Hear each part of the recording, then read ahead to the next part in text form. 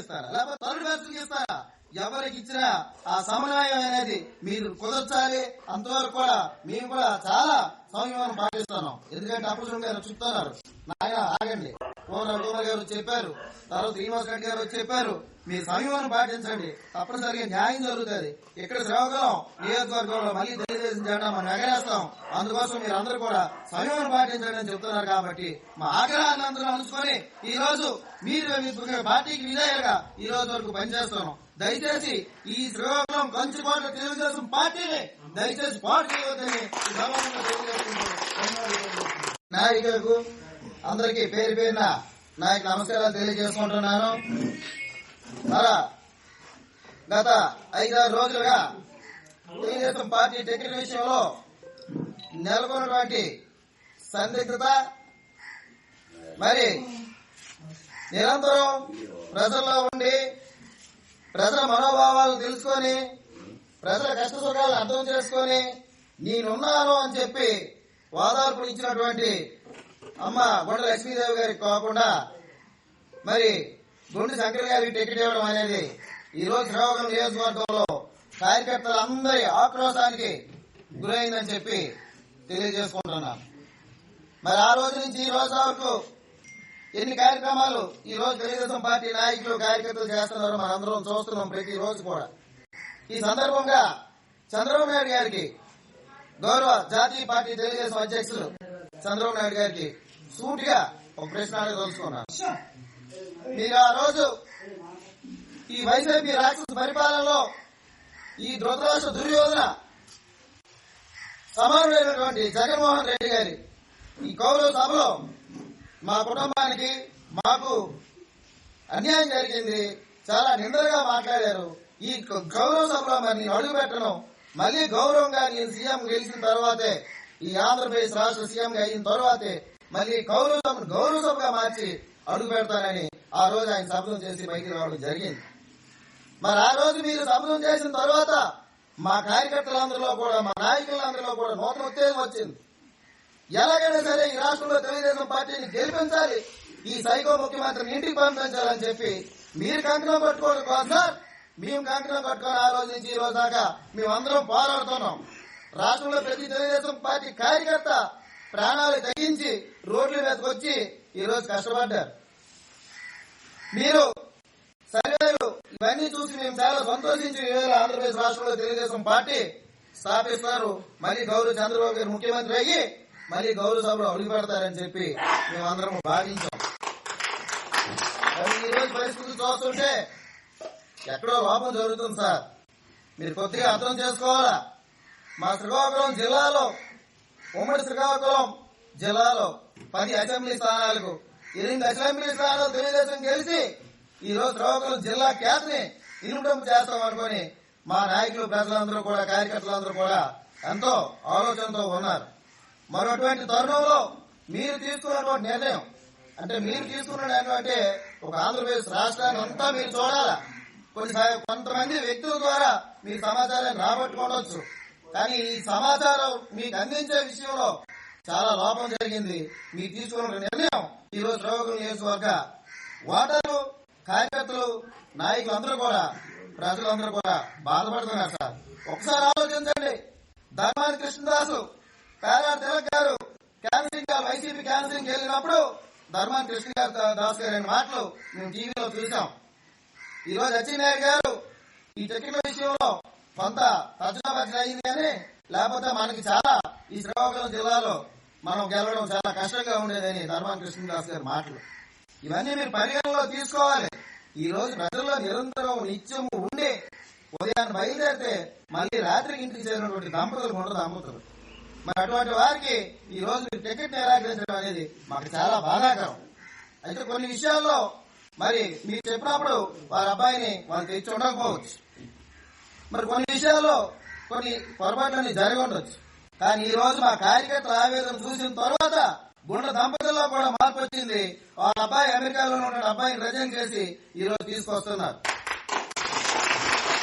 కాబట్టి నిత్యం నిరంతరం ప్రజల్లో ఉండే సర్వీస్ ఇచ్చినటువంటి అమ్మ లక్ష్మీదేవి గారికి మీరు టికెట్ ఇచ్చినా పర్వాలేదు. లేదు యూత్ క్రైటీరియా అనుకున్నప్పుడు అమెరికాలో ఉన్నటువంటి ఉద్యోగం చేస్తున్న వాళ్ళ అబ్బాయిని కూడా రిజైన్ చేసి ఇవాళ తీసుకొని వస్తున్నారు. మరి ఆయనకి ఇచ్చినా పర్వాలేదు. మీ అందరం కూడా ఈ రోజు శ్రీకాకుళం నియోజకవర్గంలో ఉన్నటువంటి ప్రధానమైనటువంటి తెలుగుదేశం క్యాడర్ ఈ రోజు అంతా కూడా గుండె దంపతులతో ఉన్నారు సార్. ఆ రోజు నుంచి ఈ రోజు దాకా ప్రతి ఒక్కరూ కూడా అనాహారం మాని నిత్యం వాళ్ళ ఇంటి దగ్గర ఉండి ఈ కార్యక్రమాలన్నీ కూడా మాకు స్వయంసిద్ధంగా మాకు మేముగా చేస్తున్నాం. ఈ రోజు గార్మండ్లో తెలుగుదేశం పార్టీ కార్యకర్తల మీటింగ్ కూడా పెట్టమని, నాయకుల మీటింగ్ కూడా పెట్టమని వాళ్ళేం చెప్పలేదు.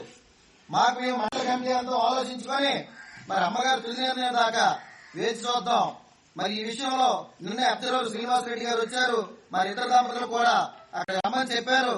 మరి ఏం మాట్లాడతారో అది మీరు నిర్ణయించుకోవాలని చంద్రబాబు నాయుడు గారికి మేము ఈ సందర్భంగా తెలియజేస్తున్నాం. ఈ టికెట్ విషయంలో మీరు సయోధ్య కుదర్చాలి. మీరు ఎవరికి టికెట్ ఇచ్చినా కార్యకర్తలందరూ కలిపి పని చేయాలి.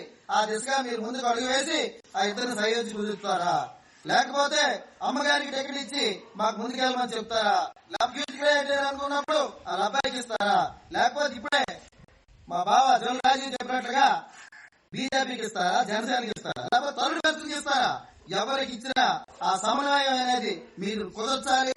అంతవరకు కూడా మేము కూడా చాలా సంయమనం పాటిస్తున్నాం. ఎందుకంటే అప్పుడు గారు చెప్తున్నారు, నాయన ఆగండి, కోమర్ గారు చెప్పారు, తర్వాత శ్రీనివాస్ రెడ్డి గారు చెప్పారు, మీరు సంయమనం పాటించండి, తప్పనిసరిగా న్యాయం జరుగుతుంది. ఇక్కడ శ్రీకాకుళం నియోజకవర్గంలో మళ్ళీ తెలుగుదేశం జెండా మనం ఎగరేస్తాం.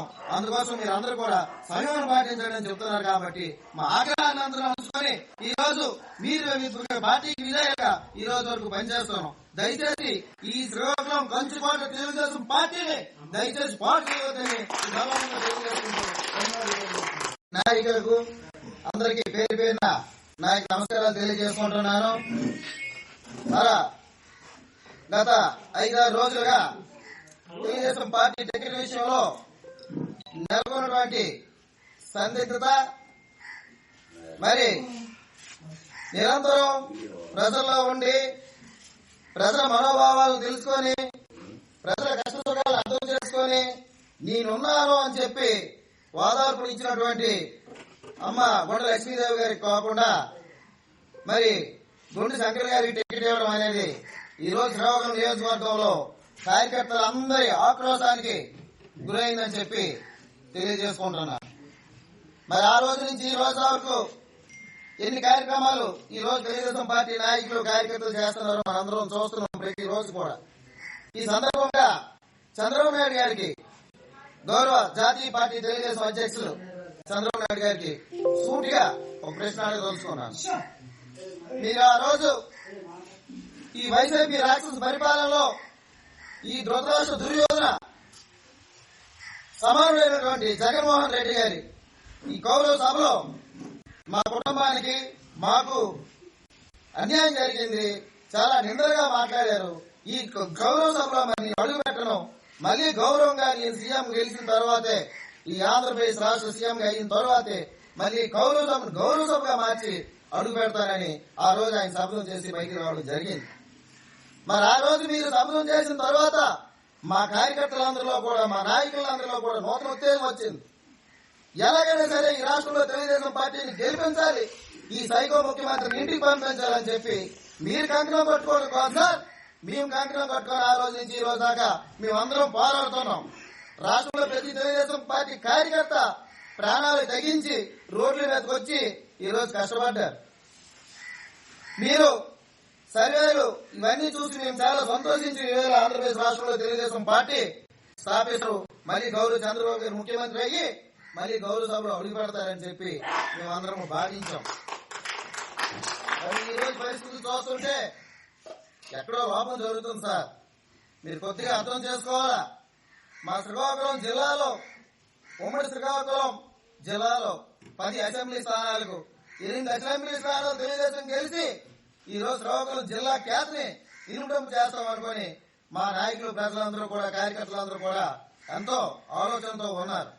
మరొటువంటి తరుణంలో మీరు తీసుకున్నటువంటి నిర్ణయం అంటే మీరు తీసుకున్నటువంటి ఒక ఆంధ్రప్రదేశ్ రాష్ట్రాన్ని అంతా మీరు చూడాలా. కొంతమంది వ్యక్తుల ద్వారా మీరు సమాచారాన్ని రాబట్టుకోవచ్చు, కానీ ఈ సమాచారం